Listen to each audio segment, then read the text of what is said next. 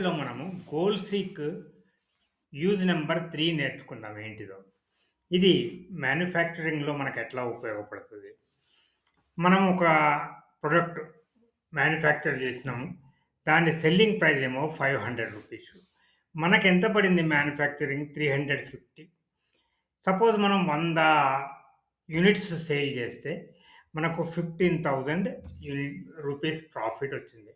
ఇప్పుడు మనకు 1,00,000 rupees profit రావాలంటే మనం ఎన్ని యూనిట్స్ సేల్ చేయాలి? గోల్ సీక్ ఉపయోగించి మనం కనుక్కోవాలి.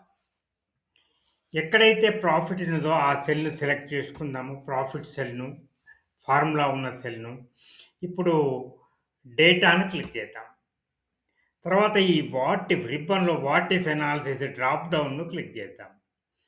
రెండో ఆప్షన్ గోల్ సీక్ సెలెక్ట్ చేసుకుందాం. డైలాగ్ బాక్స్ వచ్చింది. ఫస్ట్‌ది సెట్ సెల్ అది ఆటోమేటిక్‌గా సెలెక్ట్ అయింది. మనం అక్కడ ఉన్నాం కాబట్టి.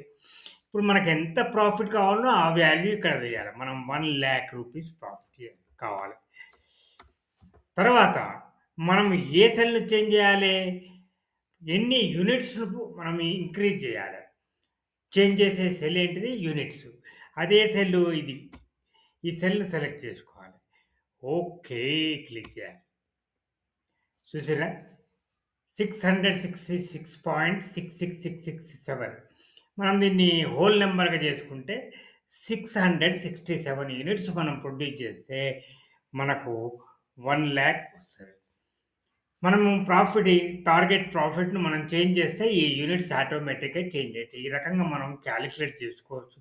మనకెంత ప్రాఫిట్